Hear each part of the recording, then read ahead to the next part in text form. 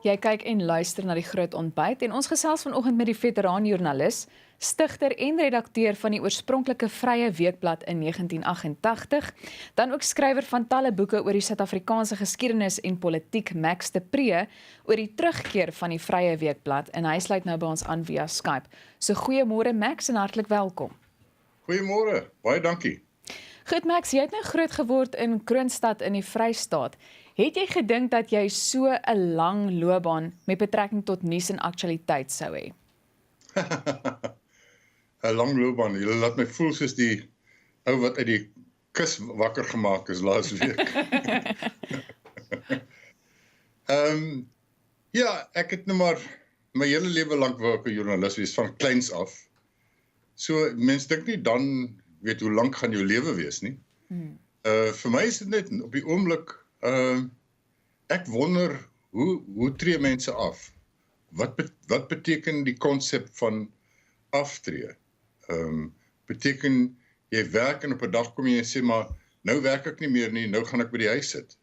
So ek is baie lekker aan die gang en ek hoop om dit nog vir 20 jaar aan die gang te bly. En hierdie ding het op die regte tyd gekom, dink ek. Daar's weer 'n leemte daarvoor en ons het genoeg energie daarvoor en ek het baie ervaring om hierdie keer te bring toe ek die laaste Vryeweekblad begin het, was ek 35 jaar oud. Kom ons fokus net vir 'n oomblik so 'n bietjie op die geskiedenis van die Vryeweekblad. Ja. Vryeweekblad het begin, en nou moet ek onthou dat baie mense wat hier luister, hierna kyk, en nog nooit van Vryeweekblad gehoor nie, want dit is 25 jaar gelede het die deure al gesluit. So die oorspronklike Vryeweekblad het begin in 1988 en die aanloop daartoe was dat ek en Dr. van Slabbert en Breitenbach en ander is in 1987 na Dakar toe om na die ANC-leierskap te gaan besoek en met hulle te gaan gesels. En die hele idee was 'n poging om die oorlogatmosfeer in die land te breek en 'n nuwe atmosfeer, politieke atmosfeer te skep van skikking is beter as skiet. En die ANC was natuurlik toe nog verban en ons het gegaan en met hulle gepraat en die mense by die huis was baie kwaad vir ons en kommuniste en meelopers genoem, maar dit was simbolies baie belangrik want dit was die eintlike begin van onderhandelingspolitiek wat uitgeloop het op 94. En ek sit toe van Dakar in Senegal af, is ons toe na Ghana toe, waar ons president Jerry Rawlings ontmoet het, en toe is ons na Ouagadougou toe, die hoofstad van Burkina Faso, waar ons die legendariese president Thomas Sankara gaan ontmoet het. En dit was voor e-posse, ons praat nou van 87. Ons sit, ek en van Slabbert, en Breitenbach en oom Beyers Nodee en Abraham Viljoen sit in die tuin van die Intercontinental Hotel of die Novotel in Ouagadougou en ons kry die fakse van wat sê die Suid-Afrikaners van wat ons doen. En almal sê julle is naïef, julle weet nie wat julle doen nie, julle heel met moordenaars en kommuniste en julle behoort gehang te word en ons gaan julle toesluit as julle terugkom. En ek dog toe, soveel ongelooflike onkunde, dit kan nie wees nie. En ek sit daar en ek bekla my lot. En Beyers Nodee kyk my so en te sê, man, ek hou nie van mense wat net kla nie. Doen iets daaraan. En daar is die idee gebore. Abraham Viljoen het die naam Vryeweekblad uitgedink. En van Slabbert en Beyers Nodee het 'n groot rol gespeel om 'n Afrikaanse koerant te begin wat nie apartheid ondersteun nie, wat die stemme gaan gee vir mense wat buite die land is, wat in die tronk is, wat op die eiland is, wat in die bos is, wat ons nou weet, die meerderheid van die mense in die land was, om te sê, dit is hoe hulle dink, dis wie hulle is. Dit is wat in die townships aan die gang is. En om in die algemeen die kultuur 'n bietjie los te maak. Nou, dit het so gebeur, mense sal onthou, dat kort na ons begin het die voelvry beweging begin. En waar dit sê Vryeweekblad was die borg van die voelvry toer. So dit was 'n algemene oopmaak van Afrikaanse denke en kultuur. En ja, daar het Vrye Weekblad toe in 1988 begin en ons het groot sports gehad en toe die staat ons begin teiken. Hulle het my probeer doodmaak, hulle het ons kantoor opgeblaas en hulle het iets vir 27 hofsaake teen ons begin in 2 jaar. En in 1994, begin van 94, het ons die finale hofsaak verloor teen generaal Lothar Neethling, want die hof kon nie sê wie lieg ons of hy nie. Nou weet ons, na die waarheidskommissie, dit was nie ons nie. En toe moes ons miljoene betaal en toe is ons bankrot. En op die 1 Februarie 1994, toe sluit ons deure. En dis nou 25 jaar later en nou is dit tyd vir vryeweekblad.com. Goed Max, waarom die terugkeer en hoekom sou jy sê, is daar so 'n groot behoefte aan hierdie inisiatief? Ek dink in 'n mate dieselfde rede as tevore, om 'n onbevange, oper stem te laat hoor. Ek dink Afrikaanse mense, en ek praat nie van Afrikaners nie, ek praat van alle Afrikaans sprekende gemeenskappe, of selfs mense wat net Afrikaans kan lees. Maar Afrikaans sprekende gemeenskappe voel nogal 'n bietjie geïsoleerd. Hulle is 'n bietjie, soos ons in die ou dae gesê het, skaam vir die verlede en bang vir die toekoms. En ek dink net, dis tyd dat ons 'n positiewe stem laat hoor. Ons wil hê Suid-Afrika moet werk. Ons dink nie dit werk op die oomblik nie. Ons is baie skepties oor wat in die regering aan die gang is. Maar ons wil nie slagoffer. As jy slagoffer word, dan is jy altyd 'n slagoffer. As jy een voel, dan word jy een. En so ons wil 'n bietjie oopmaak. Ek dink die vlak van journalistiek is nie baie hoog in Suid-Afrika nie. Ons het goeie ondersoekende journalistiek. Maar ons wil sê, wat is die vrae wat jy het? Wat is die groot kwessies in die land? Kom ons pleis dit uit. Kom ons probeer kyk, wat is die verskillende menings? So ons dink dis tyd vir, en dis vir die meer kieskeurige leser. Dis nou nie, ons gaan nie skryf van popsterre se kinders en sulke goed nie. Ja, ons gaan skryf oor die belangrike sake, maar ons wil ook die punt maak wat Vrye Weekblad destyds gemaak het, is dat gehalte journalistiek hoef nie swaar journalistiek te wees nie. Jy moet nie dit moeilik maak vir mense om te lees nie. So die styl, die aanbieding, ons gaan weer 'n bietjie loslit Afrikaans skryf. Alle soorte Afrikaans, daar's baie soorte Afrikaans, ons erken hulle almal. Ons gaan ons nie heeltemal verbind aan die woordelys en spelreëls nie. Maar 'n mooi Afrikaans. Ons is baie lief vir Afrikaans. So ek dink hierdie hele ding gaan ook goed wees vir Afrikaans. Maar om regtig om 'n positiewe, progressiewe stem te bring en te sê, lig jou ken op, jy is deel van hierdie land, jy is 'n eerste klas burger, maak nie saak wat jou kleur en jou taal is nie. En kom ons, as die mense is wat ons toekoms beduiwel, kom ons vat hulle aan. Maar kom ons verstaan, kom ons kyk deur die rook en die mis en verby die spieëls en al die goeters en kyk wat is regtig agter die retoriek. Ons skrik ons nie mos dood vir wat aangaan nie. En ek dink dit is regtig waar tyd daarvoor journalistiek van 'n internasionale gehalte, die beste journalistiek in die wêreld is wat ons gaan pleeg en ons gaan dit in Afrikaans doen. Ons is baie opgewonde daaroor. Nou goed, ons weet 1994 het vir geskiedenis gesorg, maar wanneer 'n mens kyk na die tyd wat vanaf 1988 tot 2019 verloop het, hoe sou jy sê het die land verander? Net so in 'n neutedop, want ons het so 'n minuut oor vir hierdie gedeelte. Hooggenigtig. Ek sê goed vandag van Zuma en Ramaphosa en wie ook al, wat as ek dit destyds gesê het, sou hulle ook my kantoor kom opblaas. So daar's 'n vryheid, daar's 'n oopheid, maar ek dink, so niemand moet kan dink ons demokrasie was 'n fout nie. Dit was 'n daverende sukses. Hier is ons almal in een stuk, ons het nog stabiliteit. Daar's net die kwessie van die regering is nie baie goed met wat hy doen nie, in die praktyk nie. So die regerings van die laaste 25 jaar het ons in die steek gelaat, maar ek dink ons kan baie trots wees op onsself as 'n nasie. Goed Max, ons gesels binnekort verder. Ons gaan nou voort met vanoggend se gesprek met Max de Preez, uitgewer van Vryeweekblad.com en dit oor die terugkeer van die Vrye Weekblad. Max, ek wil vir jou vra, wat sou jy sê is Suid-Afrika se grootste struikelblokke op die oomblik? Ek dink, in die breë gesien is ons ongelykheid 'n groot struikelblok. Want ons sien in ons swart gemeenskappe onrustigheid en rebelsheid. En dan sê ons, kom ons kyk na ander arm lande waar arm mense nie so optree nie, soos in Indië, soos in Mali en elders. So dit lyk of armoede is natuurlik 'n probleem, maar die feit dat daardie arm mense kyk en sien daar is soveel ryk mense, dit maak hulle ongelukkig. So daai gaping, dink ek, is 'n groot uitdaging vir ons. Maar ek dink op die oomblik, soos ons hier sit, is ons grootste probleem is ons politiek het populisties geword. Dit is al onder Jacob Zuma begin gebeur en natuurlik met 'n groot bydrae deur Julius Malema. En populistiese politiek is ook maar 'n wêreldsiekte, is 'n baie moeilike ding. Dis mense wat die nasie verdeel in die goeie, in ons en hulle, die goeie mense en die vyand. Dit is mense wat goedkoop beloftes maak wat hulle weet nooit uitgevoer kan word nie. En populiste, uiteindelik loop populisme uit op 'n gebrek aan vryheid.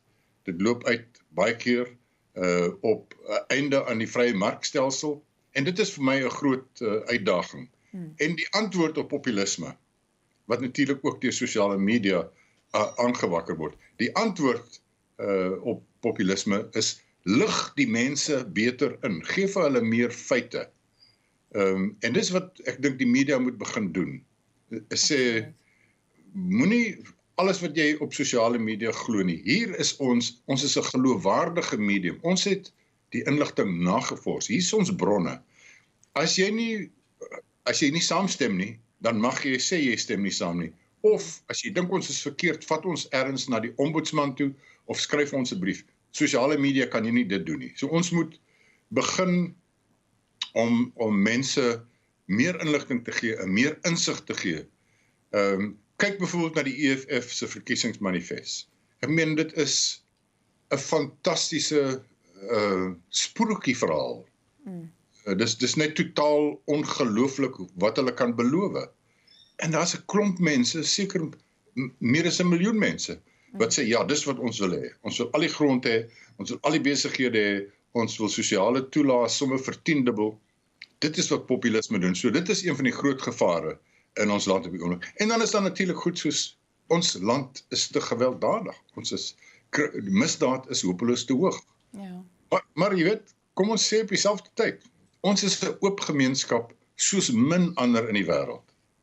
En oop gemeenskappe, sê die geskiedenis vir ons, word nooit mislukte state nie. Ons is 'n meer oper gemeenskap byvoorbeeld as baie van die Europese lande. Ons sê wat ons wil, ons assosieer met wie ons wil. Ons grondwet is so sterk daarop en ons howe is so onafhanklik dat niemand kan jou aanvat sonder dat jy toegang het tot 'n remedie nie. Max, ek hou baie van jou antwoord want dit sluit baie mooi aan by my volgende vraag. Wat is jou definisie van vryheid van spraak en dink jy dat dit dalk iets is wat deesdae as 'n algehele verskoning gebruik word of dalk 'n algemene verskoning gebruik word vir dinge wat kwyt geraak word en dalk so 'n bietjie onvanpas is? Ja, ek dink dis nogal 'n belangrike ding wat jy aanraak. Wat is vryheid? Ek is 'n baie sterk voorstander van sterk vryheid van spraak. Maar as ek dit klaar gesê het, dan sê ek, en ek het myself baie ongemild gemaak by van my kollegas in die media, oor die laaste keer wat die EFF by die Sonderkommissie 'n perskonferensie gehou het en die mees verskriklike goed gesê het en dit is net so lewend uitgesaai. En ek het gesê, ons kan nie sulke goed uitsaai nie. Jy moet dit opneem, dan moet jy dit gaan redigeer en sê, jy kan nie dit van Cyril Ramaphosa en Pravin Gordhan sê nie, dit is bewysbaar vals. So ons moet begin nugter wees en sê, die balans hou tussen soveel moontlik vryheid van spraak, sonder dat die verantwoordelikheid waarmee saamkom by die venster uitgegooi word. So ons moet verdraagsaam wees, maar partykeer moet ons onverdraagsaam wees teens die onverdraagsames. En ons moet by die feite kom. Die media moenie net sommer goed klakkeloos herhaal nie. Hulle moet alles kontekstualiseer en sê, soos hulle met Donald Trump op die oomblik doen. Jy kan nie net hom laat blaas, want hy stuur hom nie aan die feite nie. En dit is vir my 'n belangrike ding. 'n Ander ding wat ons sien, en ek dink baie van die mense wat hierna kyk en luister, gaan dit in hulle gedagtes hê, is met die populisme van die laaste tyd, het dit mode geword vir jong swart heethoofde om enigiets te sê oor wit en bruin en Indeer. oor die minderheidsgroepe. Jy kan daai mense beledig net soos jy wil en mense klap hande vir jou. Nou waar op aarde kom dit vandaan? Dis teen ons grondwet en ons moet mooi kies en versigtig en strategies daarteen opstaan en sê, julle kan nie dit wil doen nie. Ons is nie tweede klas burgers nie. Ons is net soveel burgers, ons in die minderheidsgroepe is net soveel burgers van hierdie land soos ons. En ons reg op menswaardigheid is net so hoog soos enigiemand anders. Maar nou die vraag is, hoe doen jy hierdie goed? Hoe staan jy op teen die ANC? Hoe staan jy op teen die EFF en die Andile en Kuitama van die wêreld? Jy doen dit nie deur te wees wat hulle is nie. Jy antwoord nie rasisme met rasisme nie. Jy antwoord nie 'n skreeu met 'n skreeu nie. Jy ooreed hom, jy staan stewig, maar jy behou jou waardigheid en jy hou jou respek. En ek dink dis daai fyn balans wat ons in die dae wat kom moet handhaaf. En nou sit ons met 'n verkiesing op die 8de Mei en die retoriek word net al wilder. Ja, absoluut. Goed, met dit in gedagte en ook die huidige politieke klimaat wat in Suid-Afrika heers, dink jy die land sal ooit daarin slaag om die politieke balans te herstel? Ja, dis ons groot hoop. Mense sê mens moet nie te veel hoop op Cyril Ramaphosa nie. Ek sê dit is waar, ons moet skepties staan teenoor hom, maar Suid-Afrika is 'n ander land onder Cyril Ramaphosa as wat dit onder Zuma was. En mense sê ja, dis nog steeds die ANC en ja, dit is die ANC en die ANC het nie baie verander nie, daar is strukturele foute in die ANC. Maar Amerika onder Trump is 'n gans ander land as wat dit onder Obama was. So daar is die moontlikheid dat met 'n nuwe leier jy 'n nuwe rigting kan inslaan. En ek het hoop dat as Cyril Ramaphosa die verkiesing wen op die 8de Mei, sê hy kry 55%, dat hy sy mag kan konsolideer in die party, dat hy sy werklike agenda, sy New Deal, sy New Dawn, sy nuwe dageraad agenda kan laat geld. En dat uiteindelik die Zondo-kommissie en deur ons nuwe vervolgingsgesag se hoof Shamila Batoy, dat hierdie Zuma-hiete en staatskapers geleidelik almal gediskrediteer gaan word en meeste van hulle dalk tronk toe gaan. As dit gaan gebeur, dan dink ek regtig ons staan kans dat die pendulum gaan terugswaai na normaliteit toe. Maar Suid-Afrika gaan nooit 'n gemaklike plek wees nie. Dis 'n morsige land. Ons sit met 'n bitter geskiedenis, dis 'n effens morsige land. Maar goeie Vader, dit is daarom 'n wonderlike land ook. Ons het wonderlike mense, ons bly lekker.